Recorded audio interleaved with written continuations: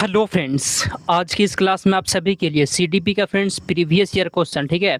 Previous year question 30 question पढ़ाने वाले हैं। जैसा कि आप सभी जानते हैं, यह क्लास दिन में हर रोज़ 12:30 बजे से होता है। तो 12:30 बजे आप सभी को हर रोज़ जुड़ जाना है, ठीक है। और इसमें 30 क्वेश्चन पढ़ेंगे, वो प्रीवियस ईयर क्वेश्चन होगा। आंसर जो बताएंगे आपको बिल्कुल ऑफिशियल आंसर बताएंगे, ठीक है। चलिए क्लास को स्टार्ट करते हैं। जितना भी क्वेश्चन का आंसर पता होगा कमेंट करिएगा, लास्ट में पूछेंगे कि आप कितना सही कर दिए हैं। आज के यहाँ पे पहला क्वेश्चन पढ़िए।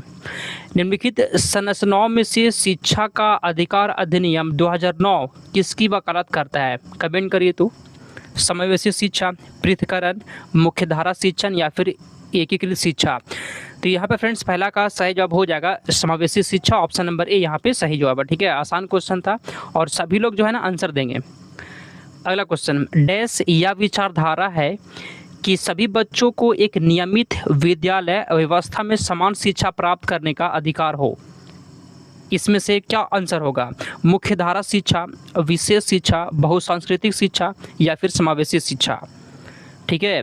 तो यहाँ पे आंसर आपका हो जाएगा समावेशी शिक्षा या विचारधारा है कि सभी बच्चों को एक नियमित विद्यालय व्यवस्था में समान शिक्षा प्राप्त करने का अधिकार हो। आंसर यहाँ पे समावेशी शिक्षा हो जाएगा, ठीक है। लास्ट में आपको कमेंट करना है जी कि आप कितना सही करते हैं, ठीक है। अगला क्वेश्चन, एक शिक्षक को चाहिए कि एक शिक्षक को क्या करना चाहिए? कमेंट करिए। और अगर फ्रेंड्स ये क्लास का पीडीएफ चाहिए ना, अगर ये क्लास का आपको पीडीएफ चाहिए तो डिस्क्रिप्शन में लिंक है टेलीग्राम का, क्लिक करके आपको टेलीग्राम से भी जुड़ जाना है, ठीक है। चलिए, तो यहाँ पर फ्रेंड्स क्वेश्चन क्या बोला गया है जी? एक शिक्षक को चाहिए कि एक शिक्षक को क्या करना चाहिए? ऑप्शन को पढ़ते हैं। एक विशेष संस्कृतियों या समुदाय के बच्चों को बढ़ावा दें। एक विशेष संस्कृति वाले बच्चों को बढ़ावा देंगे? नहीं, सभी को बढ़ावा देना, ये गलत हो जाएगा, ठीक है। वह विद्यार्थी के बीच सांस्कृतिक विभिन्नताओं तथा विविधता की अनदेखी करेंगे। देखिए फ्रेंड्स, विभिन्नता को कभी भी जो आपको अनदेखी नहीं करना है, ठीक है फ्रेंड्स, ये भी गलत हो गया। यह संप्रेषित करे कि वह कक्षा कक्ष में सभी संस्कृतियों का सम्मान करती है एवं महत्व देती है। देखिए सबसे अच्छा ऑप्शन यहाँ पे सी हो जाएगा कि सभी को आपको सम्मान करना है और महत्व देना है। ऑप्शन नंबर सी है। 4 नंबर क्वेश्चन, बच्चे प्रभावी रूप से सीखते हैं जब? बच्चे जो है ना प्रभावी रूप से कब सीखते हैं? पहला ऑप्शन, वह पाठ्यपुस्तक में दिए गए तथ्यों को याद करते हैं। फिर सुनिए, हमेशा जो है ना याद करना गलत होता है, याद आपको बिल्कुल भी नहीं करवाना है। आगे चलते हैं। वे श्यामपट्ट पर अध्यापक के द्वारा लिखे गए उत्तरों की नकल करते हैं। उत्तर की नकल होने की बात हो रहा है, गलत हो जाएगा। वे विभिन्न गतिविधियों एवं कार्यों में सक्रिय रूप से भाग लेते हैं। फ्रेंड्स ये बिल्कुल सही जवाब है, ठीक है जी। देखिए जब बच्चा सक्रिय रहेगा ना तो ऑप्शन हमेशा सही हो जाएगा। ऑप्शन नंबर यहाँ पे सी है, ठीक है। चलिए आगे चलते हैं हम लोग 5 नंबर क्वेश्चन की ओर। चलिए अगला क्वेश्चन 5 नंबर, बच्चों को कक्षा में प्रश्न पूछने के लिए हतोत्साहित करना चाहिए। हतोत्साहित बच्चे को कभी नहीं करेंगे, ये भी गलत हो गया, ठीक है। अगला, पूछने की अनुमति नहीं देनी चाहिए, गलत। बच्चा फ्रेंड्स क्वेश्चन पूछेगा, प्रश्न पूछेगा, ठीक है, तो ऐसा नहीं कि अनुमति आप नहीं देंगे, ये गलत हो गया। पूछने से रोकना चाहिए, ये भी गलत है। पूछने के लिए जो है ना प्रेरित करना चाहिए बच्चों को कक्षा में। फ्रेंड्स प्रश्न पूछने के लिए आपको क्या करना है? प्रेरित करना है। ऑप्शन नंबर डी हो गया। बिल्कुल भी टाइम एकदम नहीं लेंगे, 30 क्वेश्चन प्रीवियस ईयर पढ़ लीजिए। और हर रोज़ क्लास करवाते हैं, 12:30 बजे दिन में होता है और 1 बजे होता है। अगला, निम्नलिखित में से कौन सी एक मुख्य प्रक्रिया नहीं है जिसके द्वारा सार्थक अधिगम घटित होता है? इसमें से कौन सी एक मुख्य प्रक्रिया नहीं है? कमेंट करिए। पुनरावृत्ति व अभ्यास, निर्देश व संचालन, अन्वेषण एवं पारस्परिक क्रिया या फिर कंठस्थीकरण व स्मरण। छठा का सही जवाब क्या होगा बताइए। निम्नलिखित में से कौन सी एक मुख्य प्रक्रिया नहीं है जिसके द्वारा सार्थक अधिगम घटित होता है? सुनिए फ्रेंड्स, कंठस्थीकरण और स्मरण कभी नहीं करवाना है। सबसे गलत यहाँ पे हो जाएगा कंठस्थीकरण, कोई भी चीज़ को रटवाना, ये एकदम गलत होता है। ऑप्शन नंबर डी हो गया। चलिए आगे चलते हैं हम लोग अगले क्वेश्चन की ओर। 7 नंबर क्वेश्चन थोड़ा सा बड़ा है फ्रेंड्स, ठीक है, इसको हम लोग थोड़ा सा छोटा कर लेते हैं, ध्यान से पढ़िएगा। 7 नंबर क्वेश्चन, निम्नलिखित में से कौन सा स्तंभ का के बच्चों को स्तंभ खा में उनकी प्राथमिक विशेषता के सही मिलान को प्रस्तुत करता है? ठीक है, सही मिलान यहाँ पे दिखाना है, ठीक है। देखिए फ्रेंड्स, ए में दिया गया है धारा प्रवाह पढ़ने में कमी, मूल समाधान के बारे में सोच सकता है। सी में आसानी से विचलित होने की आदत। डी में शीघ्रता एवं स्वतंत्र रूप से सीखने की योग्यता। देखिए फ्रेंड्स, स्तंभ खा में क्या दिया गया?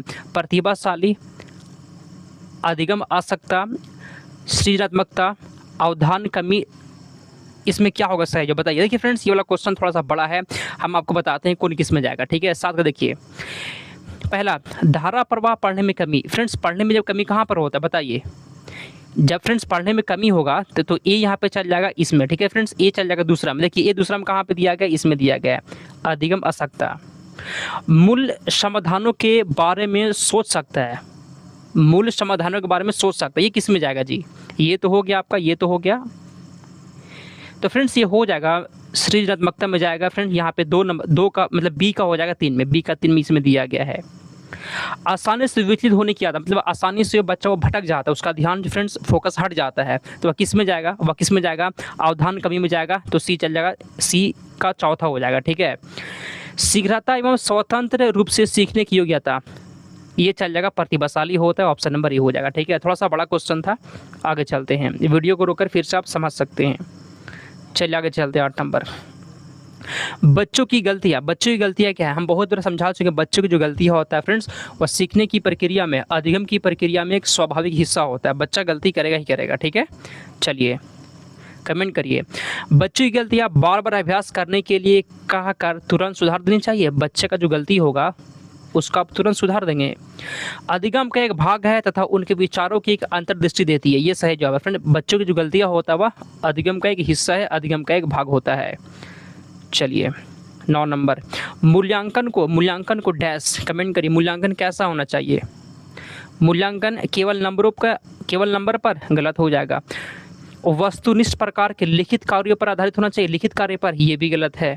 एक अलग गतिविधि है, गलत हो जाएगा। देखिए फ्रेंड्स, मूल्यांकन को शिक्षण अधिगम प्रक्रिया का एक भाग होना चाहिए, ऑप्शन नंबर ए है, ऑप्शन नंबर ए सही जवाब हो जाएगा।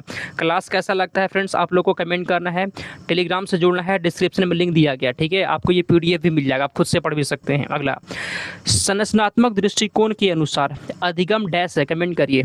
अधिगम क्या है जी। संरचनात्मक दृष्टिकोण के अनुसार अधिगम क्या होता है, एक निष्क्रिय प्रक्रिया है क्या, एक निष्क्रिय है, गलत हो जाएगा। जानकारी के अर्जन की प्रक्रिया,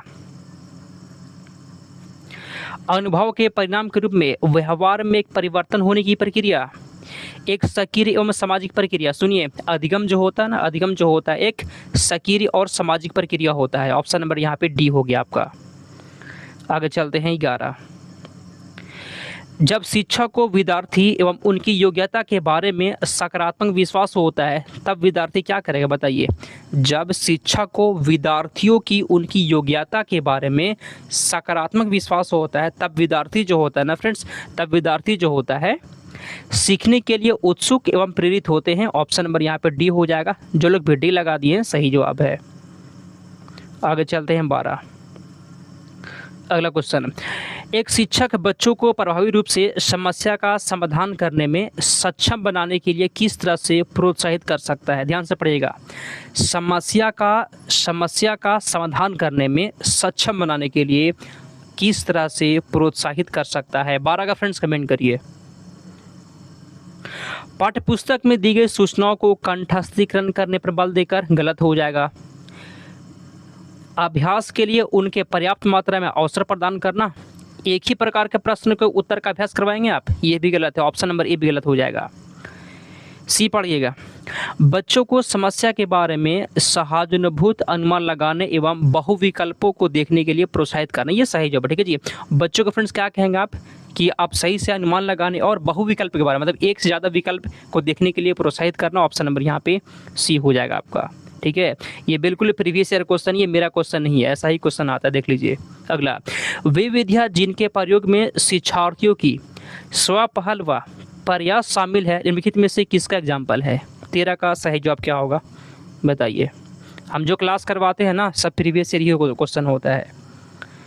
वे विधियाँ जिनके प्रयोग में शिक्षार्थियों की स्वपहल व प्रयास शामिल है, इसमें किसका एग्जाम्पल है। अधिगम केंद्रित विधि है। ठीक फ्रेंड्स, ऑप्शन नंबर यहाँ पे बी हो जाएगा, अधिगमकर्ता केंद्रित विधि है।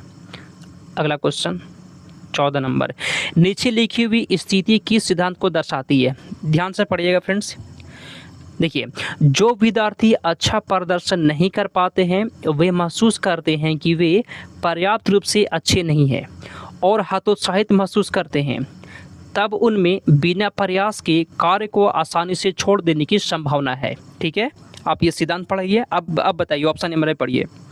संज्ञान एवं संवेग संबंधित नहीं है, आनुवंशिकता और पर्यावरण अलग नहीं है, आनुवंशिकता व पर्यावरण संबंधित नहीं है, या फिर संज्ञान एवं संवेग अलग नहीं है। क्या होगा सही? जो आप थोड़ा सा पढ़िए। आंसर यहाँ पे क्या है जी? ये जो आप पढ़े ऊपर उसके बारे में नीचे दी जाएगी, इसका आंसर क्या होगा? इसका आंसर हो जाएगा संज्ञान एवं संवेग अलग नहीं है। ऑप्शन नंबर यहाँ पे डी हो जाएगा। ठीक है, आगे चलते हैं हम लोग। निम्नलिखित में से कौन प्राथमिक समाजीकरण की माध्यम है? इसमें से कौन प्राथमिक समाजीकरण माध्यम है? हमेशा याद करिएगा फ्रेंड्स, परिवार जो है ना, परिवार ये क्या होता है? प्राथमिक समाजीकरण होता है। आगे चलते हैं 16 नंबर क्वेश्चन की ओर। ये क्लास का PDF चाहिए होगा, डिस्क्रिप्शन में लिंक है टेलीग्राम का, आप क्लिक करके जुड़ सकते हैं। चलिए अगला क्वेश्चन 16। जीन पियाजे के सिद्धांत का प्रमुख प्रस्ताव है कि? कमेंट करिए। जीन पियाजे के सिद्धांत का प्रमुख प्रस्ताव क्या है? तो यहाँ पे हो जाएगा बच्चों की सोच गुणात्मक रूप से वयस्कों से भिन्न होती है। ऑप्शन नंबर यहाँ पे 16 नंबर क्वेश्चन का 3 हो जाएगा। जिसका भी 16 का 3 आ गया है बिल्कुल सही जवाब। ठीक है, जीन पियाजे के सिद्धांत का प्रमुख प्रस्ताव है कि बच्चों की सोच जो है ना गुणात्मक रूप से वयस्कों में भिन्न होती है। आगे चलते हैं। जेंडर एक मनोवैज्ञानिक सत्ता है, सामाजिक संरचना है, एक आर्थिक अवधारणा है, या फिर एक जैविक निर्धारक है? जेंडर क्या है फ्रेंड्स? जेंडर जो है एक सामाजिक संरचना है। ऑप्शन नंबर बी है। ये समय बिल्कुल भी टाइम आपको वेस्ट नहीं करना है। ठीक है, निम्नलिखित में से कौन विकास के व्यापक आयामों की सही पहचान करता है? क्वेश्चन क्या बोला गया है? विकास के व्यापक आयाम का सही पहचान कौन करता है? 18 का फ्रेंड्स बताइए। शारीरिक, संज्ञानात्मक, सामाजिक, संवेगात्मक। ऑप्शन नंबर यहाँ पे डी वाला हो जाएगा। जिसका भी डी आ गया यहाँ पे सही जवाब है। ठीक है, आगे चलते हैं 19 नंबर। बुद्धि के बारे में निम्नलिखित में से कौन सही है? कमेंट करिए। बुद्धि के बारे में निम्नलिखित कथनों में से कौन सही दिया गया? बुद्धि के बारे में 19 का बताइए। तो बुद्धि अनुभव के परिणाम के रूप में व्यवहार में एक अपेक्षाकृत अस्थायी परिवर्तन है। फ्रेंड्स, अस्थायी परिवर्तन नहीं होता है, गलत हो गया।